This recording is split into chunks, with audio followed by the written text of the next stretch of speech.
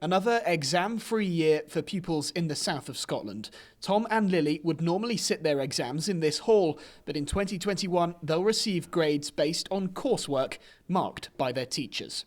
Part of me was relieved just because that stress is off of us for that part of the year. However, a lot of me was disappointed because the advanced hires which determine our placement in universities are going to be the first exams we ever sit. I've not missed much teaching time in school, but I'm aware that there are people who have missed quite a bit of time, so it makes sense that the exams are cancelled in a way.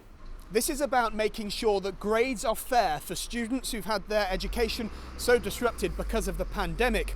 As we saw with the exams fiasco in the summer, it's thought that if traditional assessments went ahead, disadvantaged students in society might be the ones to suffer most. Once the work has been marked, teachers will swap papers and assess grades. Samples will also be looked at by the Scottish Qualifications Authority.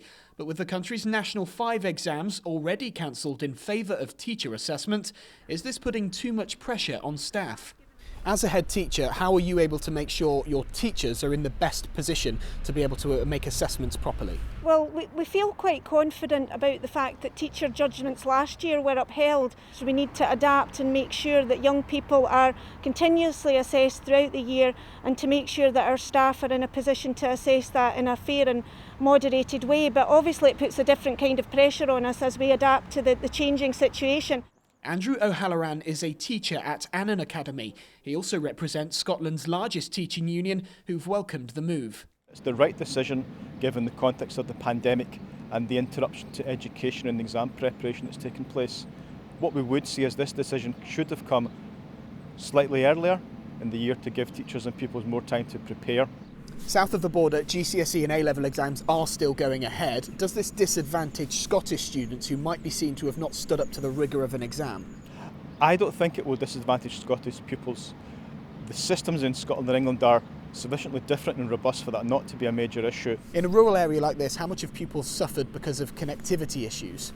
Clearly the rurality of Dumfries and Galloway is a factor. We have lots of rural poverty which is as pernicious as urban poverty, but it's played out in a different way because of the transport difficulties.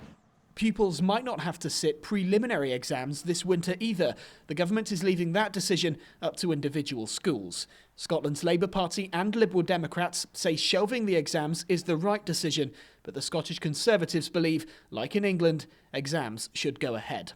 Some will be relieved, but for others, the thought of leaving school without ever having sat an exam is itself a daunting prospect.